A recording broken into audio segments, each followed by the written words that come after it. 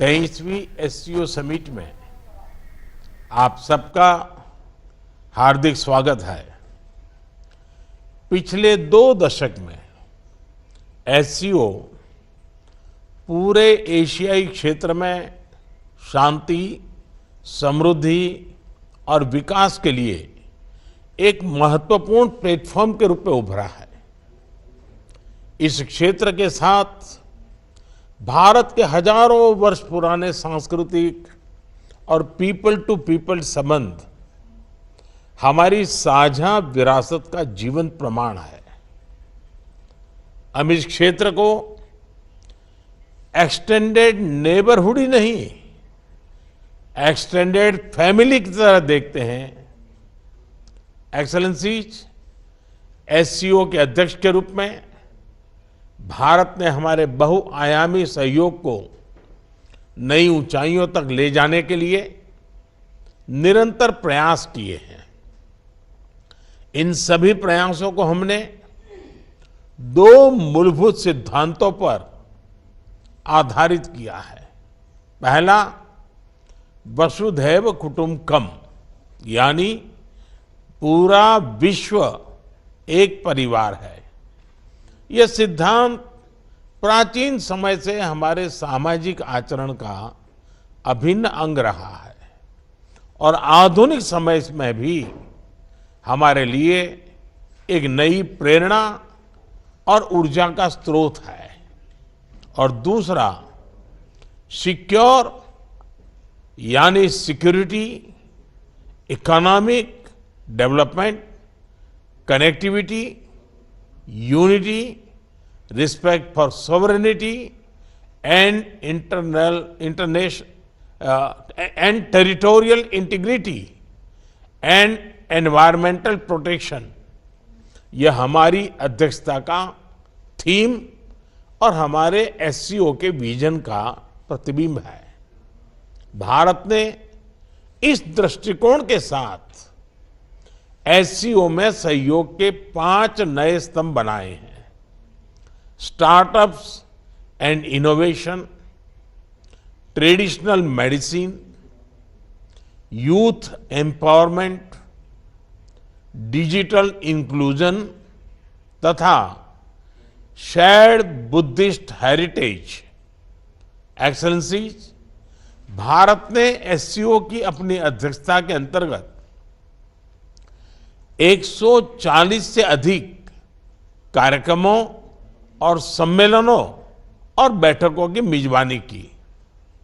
हमने एससीओ के सभी ऑब्जर्वर्स और डायलॉग पार्टनर्स को 14 विभिन्न कार्यक्रमों में शामिल किया है। एससीओ की 14 मंत्री स्तर की बैठकों में हमने मिलकर कई महत्वपूर्ण दस्तावेज तैयार किए हैं।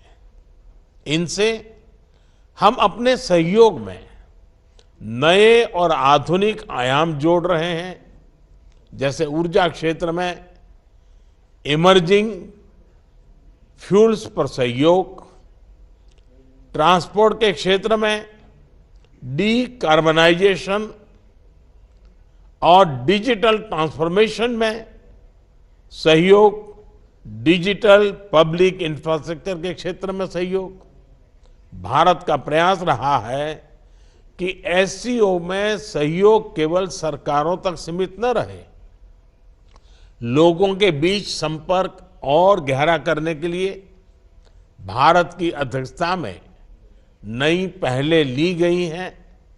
पहली बार SCO millet food festival, film festival, SCO Surajkund craft मेला, think tank conference, international conference on shared Buddhist heritage का आयोजन किया गया। एससीओ की पहली पर्यटन एवं सांस्कृतिक राजधानी इटर्नल सिटी वाराणसी अलग अलग कार्यक्रमों के लिए आकर्षण का केंद्र बनी। एससीओ देशों के युवाओं की ऊर्जा और प्रतिभा को सार्थक करने के लिए हमने young scientist conclave, young authors conclave, young resident scholars programme, startup forum, youth council जैसे नए फोरम्स का आयोजन किया। एक्सेलेंसीज, वर्तमान समय में वैश्विक स्थिति एक महत्वपूर्ण पड़ाव पर है। विवादों, तनावों और महामारी से घिरे विश्व में फूड, फ्यूल और फर्टिलाइजर क्राइसिस सभी देशों के लिए एक बड़ी चुनौती है। हमें मिलकर यह विचार करना चाहिए कि क्या हम एक संगठन के रूप में हमारे लोगों की अपेक्षाओं और आकांक्षाओं को पूरा करने में समर्थ है? क्या हम आधुनिक चुनौतियों का सामना करने में सक्षम हैं? क्या एससीओ एक ऐसा संगठन बन रहा है जो भविष्य के लिए पूरी तरह से तैयार हो? इस विषय में भारत एससीओ में सुधार और आधुनिकीकरण के प्रस्ताव का समर्थन करता है। एससीओ के अंतर्गत भाषा संबंधी बाधाओं को हटाने के लिए हमें भारत के AI based language platform Bhashini को सभी के साथ साझा करने में खुशी होगी। यह digital technology for inclusive growth का एक उदाहरण बन सकता है। यूएन सहित अन्य वैश्विक संस्थानों में भी सुधार के लिए एससीओ एक महत्वपूर्ण आवाज बन सकता है। मुझे खुशी है कि आज ईरान एससीओ परिवार में एक नए सदस्य के रूप में जुड़ने जा रहा है। इसके लिए मैं राष्ट्रपति राइसी और ईरान के लोगों को बहुत बहुत शुभकामनाएं देता हूं। साथ ही हम बेलारूस की एससीओ सदस्यता के लिए मेमोरेंडम ऑफ ऑब्लिगेशन पर हस्ताक्षर करने का स्वागत करते हैं। आज एससीओ से जुड़ने में अन्य देशों की रुचि इस ऑर्गेनाइजेशन के महत्व का प्रमाण है। इस प्रक्रिया में यह आवश्यक है कि एससीओ का मूल फोकस मध्य एशियाई देशों के हितों और आकांक्षाओं पर केंद्रित रहे। एक्सेलेंसी, आतंकवाद क्षेत्रीय एवं वैश्विक शांति के लिए प्रमुख खतरा बना हुआ है। हम चुनौती से निपटने के लिए निर्णायक कार्रवाई आवश्यक है।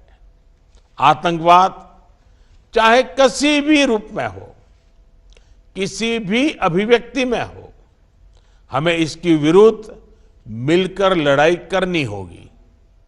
कुछ देश क्रॉस बॉर्डर टेररिज्म को अपनी नीतियों के इंस्ट्रूमेंट के रूप में इस्तेमाल करते हैं, आतंकवादियों को पनाह देते हैं। एससीओ को ऐसे देशों की आलोचना में कोई संकोच नहीं करना चाहिए। ऐसे गंभीर विषय पर दोहरे मापदंड के लिए कोई स्थान नहीं होना चाहिए। टेरर फाइनेंसिंग से निपटने के लिए हमें भी आपसी सहयोग बढ़ाना चाहिए। इसमें एससीओ के रेड्स मैकेनिज्म की महत्वपूर्ण भूमिका रही है।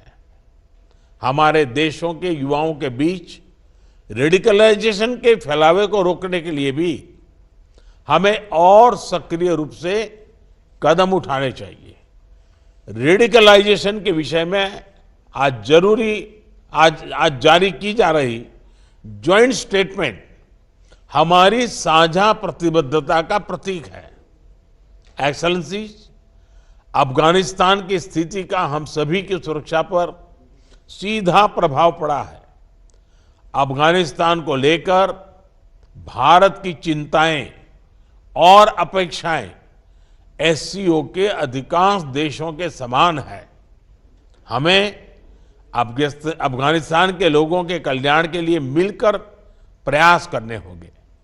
अफगान नागरिकों को मानवीय सहायता, एक समावेशी सरकार का गठन, आतंकवाद और ड्रग तस्करी के विरुद्ध लड़ाई तथा महिलाओं, बच्चों और अल्पसंख्यकों के अधिकारों को सुनिश्चित करना हमारी साझा प्राथमिकताएं हैं।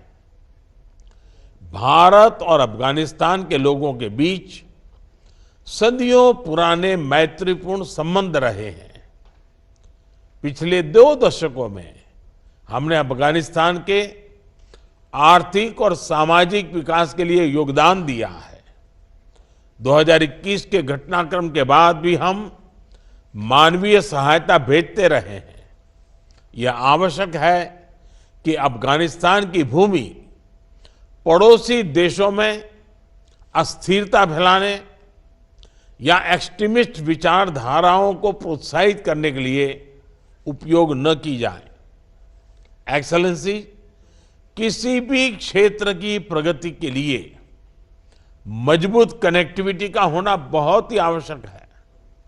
बेहतर कनेक्टिविटी आपसी व्यापार ही नहीं, आपसी विश्वास भी बढ़ाती है। किंतु इन प्रयासों में एससीओ चार्टर के मूल सिद्धांतों, विशेष रूप से सदस्य देशों की संप्रभुता और क्षेत्रीय अखंडता का सम्मान करना बहुत ही आवश्यक है। ईरान की एससीओ सदस्यता के बाद हम चाबहार पोर्ट के बेहतर उपयोग के लिए काम कर सकते हैं। मध्य एशिया के लैंडलॉक देशों के लिए international north south transport corridor Indian ocean तक पहुंचने का एक सुरक्षित और सुगम रास्ता बन सकता है। हमें इसका पूरा पोटेंशियल रियलाइज करना चाहिए।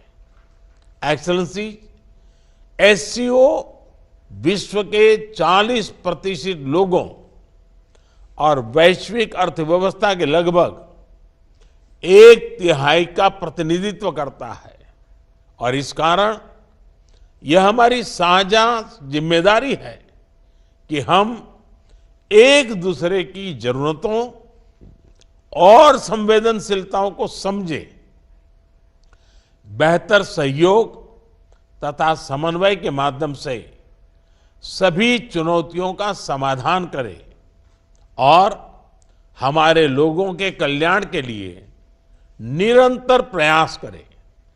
भारत की अध्यक्षता को सफल बनाने में आप सबसे हमें निरंतर सहयोग मिला, इसके लिए मैं आप सभी का बहुत बहुत धन्यवाद देता हूं।